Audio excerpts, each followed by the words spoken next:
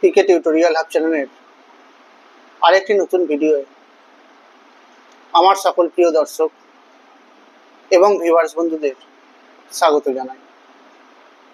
প্রিয় দর্শক, তোমাদের আমি প্রথমেই জানিয়ে রাখি, তোমরা আমার আজকের এই ভিডিওটি শুরু থেকে শেষ পর্যন্ত সম্পূর্ণ অংশটুকু দেখবে এবং ভিডিওটি তোমাদের কেমন লাগলো তা কমেন্টের মাধ্যমে জানাবে। তোমাদের এই কমেন্টগুলোই আমাকে পরবর্তীতে আরও এই ধরনের ভিডিওগুলি তৈরি করতে উৎসাহিত করবে। পশ্চিমবঙ্গ উচ্চ প্রাথমিক শিক্ষা সংসদের সপ্তম শ্রেণীর বাংলা বিষয়ের পাঠ্য গল্প স্বাধীনতা সংগ্রামের নারী নিয়ে আজ আলোচনা করব। এই পাঠ্য অংশটি রচনা করেছেন বাংলা সাহিত্যের স্বনামধন্য লেখিকা কমলা দাশগুপ্ত। কমলা দাশগুপ্তের লেখা স্বাধীনতা সংগ্রামে বাংলার নারী, যা 1963 খ্রিস্টাব্দে প্রকাশিত হয়েছিল, সেই বই থেকে এই পাঠ্য অংশটি নেওয়া হয়েছে। এই পৃথিবীর যা কিছু কল্যাণকর সবকিছুর পেছনেই যে শুধু পুরুষদের অবদান ছিল তা নয়, সেখানে নারীরাও তাদের সাধ্যমতো যতটা সম্ভব অবদান রেখেছিল। সেটা হতে পারে সরাসরি বা প্রত্যক্ষভাবে এবং পরোক্ষভাবে। সেরকমই দুজন বাংলার মহিয়সী নারী ছিলেন ননিবালা দেবী এবং দুপুরিবালা দেবী। এই দুজন মহিয়সী নারীকে নিয়েই লেখিকা তার এই পাঠ্য অংশটি রচনা করেছেন। আমি এখন তোমাদের সামনে এই পাঠ্য অংশের প্রথম মহিয়সী বিপ্লবী ননিবালা দেবী সম্পর্কে আলোচনা করব। ননিবালা দেবী জন্মগ্রহণ করেছিলেন হাওড়া জেলার বালিতে 1888 সালে। তার দেশও ছিল সেখানেই। পিতার নাম ছিল সূর্যকান্ত ব্যানার্জি এবং মায়ের নাম গিরিবালা দেবী। 11 বছর বয়সে বিবাহের পর 16 বছর বয়সেই তিনি বিধবা হয়েছিলেন এবং তারপর বাবার কাছে ফিরে আসেন। তিনি বিপ্লবী অমরেন্দ্র চ্যাটার্জির কাছে বিপ্লবের দীক্ষা পেয়েছিলেন। এই অমরেন্দ্র চ্যাটার্জি ননিবালা দেবীর সম্পর্কে ছিলেন ভ্রাতুষ্পুত্র। এই পলাতক অমর চ্যাটার্জি এবং তার কয়েকজন সহকর্মীকে প্রায় 2 মাস ননিবালা দেবী আশ্রয় দিয়ে রেখেছিলেন রিসরাতে। আর তৎকালীন পরাধীন ভারতের পুলিশের দৃষ্টি পড়েছিল সেখানে। তল্লাশির সময় অমরেন্দ্র চ্যাটার্জি পালিয়ে গিয়েছিলেন এবং রামচন্দ্র মজুমদার গ্রেপ্তার হয়েছিলেন। গ্রেপ্তারের সময় রামচন্দ্র মজুমদার একটা মশার পিস্তল কোথায় রেখে গেছেন সে কথা কিন্তু জানিয়ে যেতে পারেননি। আর তাই ননিবালা দেবী রামচন্দ্র মজুমদারের স্ত্রী সেজে রামবাবুর সঙ্গে প্রেসিডেন্সি জেলে ইন্টারভিউ নিয়ে জেনে এসেছিলেন সেই পিস্তলের গুপ্ত খবর।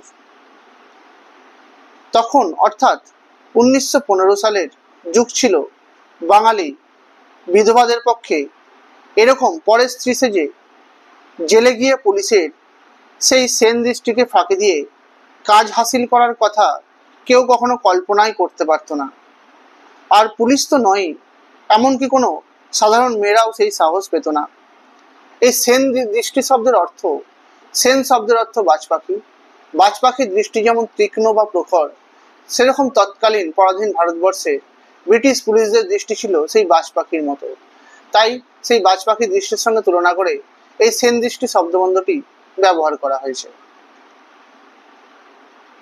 তবে আজকের সমাজ এবং সেদিনের সমাজ, আজকালকার মেয়ে এবং সেদিনের মেয়েদের মধ্যে ছিল এক বিরাট সাগরের ব্যবধান। তখনকার নারীরা তৈরি করে দিয়ে গিয়েছিল পরবর্তী যুগের বিপ্লবী নারীদেরকে। ননিবালা দেবীও সেই পথই দেখিয়েছিলেন এবং ভিত্তি গেঁথে দিয়ে গিয়েছিলেন পরবর্তীকালের নারীদের জন্য। তবে পুলিশ ক্রমেই জানতে পেরেছিল ননিবালা দেবী রামবাবুর স্ত্রী নন, কিন্তু তারা জানল না যে ইনি রিসরাতে ছিলেন সেই অমরেন্দ্র চ্যাটার্জি এবং রামচন্দ্র মজুমদারের আশ্রয়দাত্রী।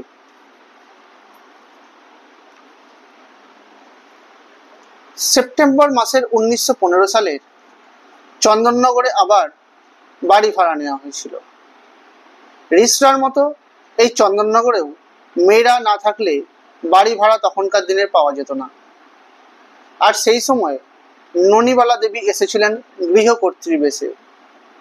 পলাতক হয়ে এখানে এসেছিলেন বিপ্লবী নেতা যাদুগোপাল মুখার্জি, অমর চ্যাটার্জি, অতুল ঘোষ, ভোলানাথ চ্যাটার্জি, নলিনীকান্ত কর, বিনয়ভূষণ দত্ত এবং বিজয় চক্রবর্তী। আর এদের সকলেরই মাথায় তখন অনেক হাজার টাকার হুলিয়া ছিল। এই নিশাচরেরা সারাদিন দরজা বন্ধ করে ঘরে কাটিয়ে দিতেন। শুধুমাত্র রাতে সুবিধা মতো বেরিয়ে পড়তেন তারা।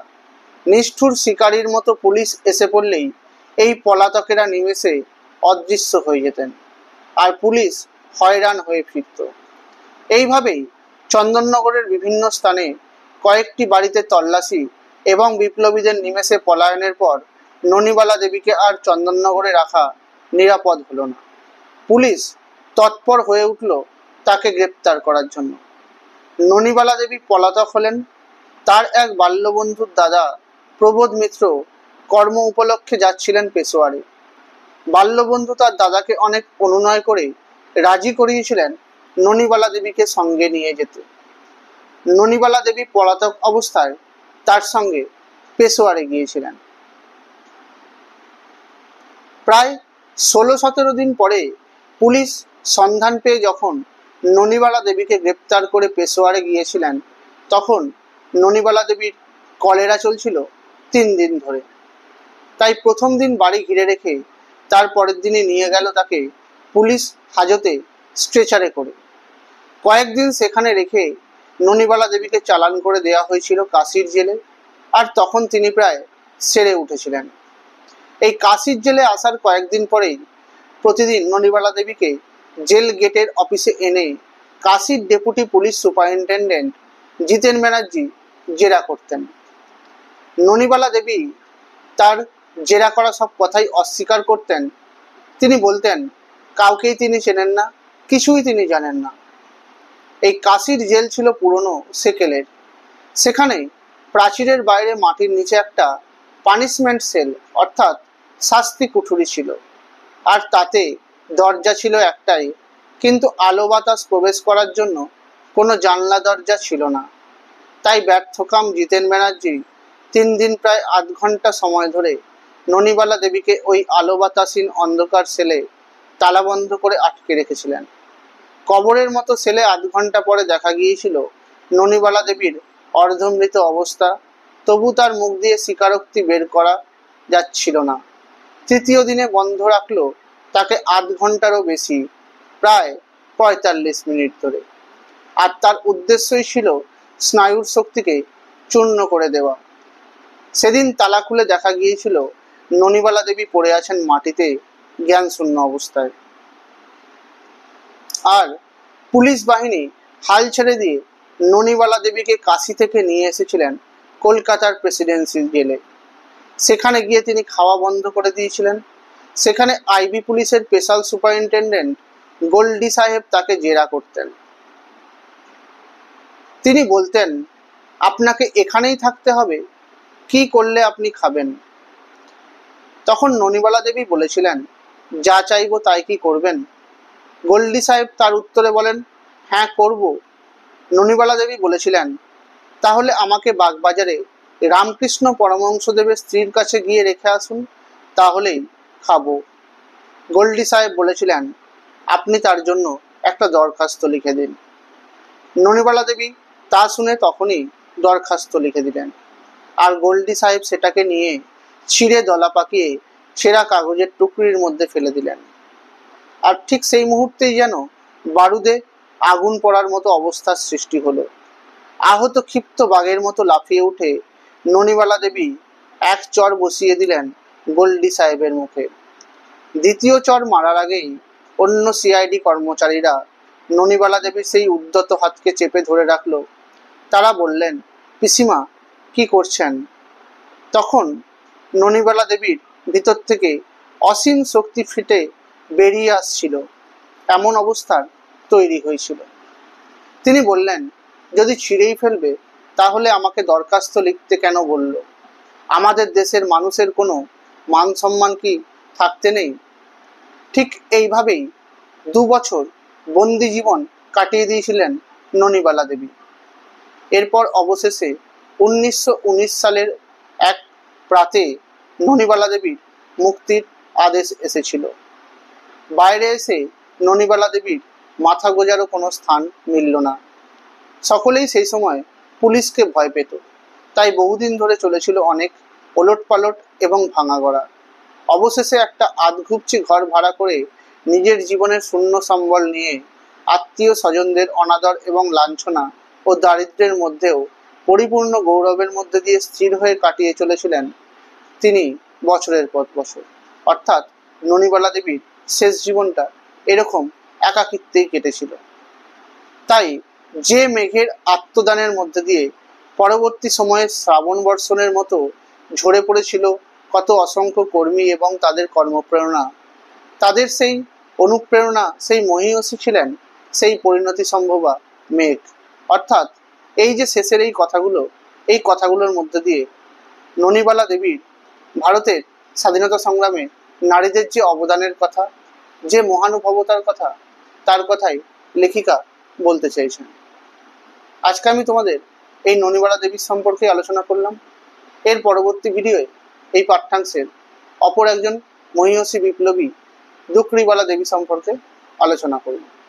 তোমরা আমার আজকের এই ভিডিওটি লাইক করে দেবে, কমেন্ট করবে, শেয়ার করে দেবে। আমার চ্যানেল নতুন দেখে থাকলে চ্যানেলটি সাবস্ক্রাইব করে দেবে, পাশে থাকা বেল আইকনটি প্রেস করে দেবে যাতে তোমরা আমার ভিডিওর নোটিফিকেশনগুলো পেতে পারো। তোমরা আমার ফেসবুক পেজে ফলো করে দেবে আর ইনস্টাগ্রামে ফলো করে দেবে। ধন্যবাদ।